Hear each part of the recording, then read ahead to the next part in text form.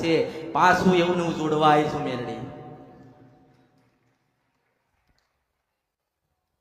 માના દીવા કરો ને ઘરની અંદર, તો તમારી જે માં હોય જનેતા, તમારી જન્મ દેનારી, તમે એને પેલા રાજી કરજો. કારણ કે એની પ્રાર્થના થાય ને તો જ તમારા કામ થાય. કોના કામ થાય? તો જ તમારા કામ થાય. કારણ કે તમે તો હમણાંથી દીવા કરો છો, તમારી માં તો વર્ષોથી દીવા કરે છે. કોના માટે? દીકરા દીકરીઓ માટે.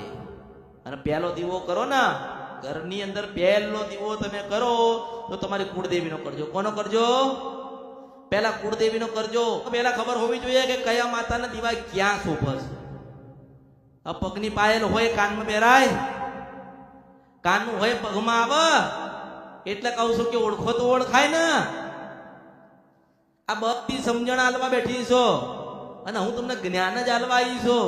અને મારે તમને સત્યના માર્ગે મોકલી તમને સુખી જોવા છે. કે દરેક માણસ સુખી હોય. ખાલી મને એમ જ કે માં કોઈ દુઃખ નથી, બધા કામ થઈ ગયા છે. અને કામ એટલે શું? માં હારું જીવડાવો ને એ જ કામ છે. તમારું કમાયેલું તમે ખાવ ને એમ જ આનંદ છે. તમે તમારા દીકરી કે દીકરીને પરણિતા સુખી થતા જોવા માંગો ને એ જ આનંદ છે. તમે કમાઈને લાવો છો ને ખાવ છો ને એમ જ આનંદ છે. જા માં ફેરવા જરા ફરી લેજો, જે માં આનંદથી ખવડાવવા ખાઈ લેજો. માની પાસે માંગ કરશો. આ તમે માંગ કરો છો ને એમાં તો માં બોલવાનું મૂકી દીધું.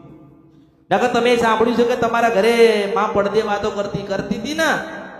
અત્યારે લોકો કહે છે કે અમારા દાદા તો જબરી જોરાવર માતા હતી. પણ ક્યારે હતી? ભજન જેનું જબરું છે ને એના હું મેરડી મળું છું. આજે કળિયુગમાં મુર્શિદ વંશ પર આનંદી ગંધર્વિયા મેરડી છો અને ભાવાની દેવી કાળુડી. ભજન જોઈએ. હા, જેનું ભજન હશે એનો માં મળશે. બાકી અહીં તો કેટલાય આવે છે, પૈસા વાળા કેટલાય આવે છે. અહીંયા માં કરી દે. અરે તું માગવા આવ્યો છો, હું નહીં. તારામ પડતી હોય પડતી હોય ને તો સેવા કરજે, ભાવ રાખજે, ભક્તિ કરજે, તારું સપનું પૂરું થશે.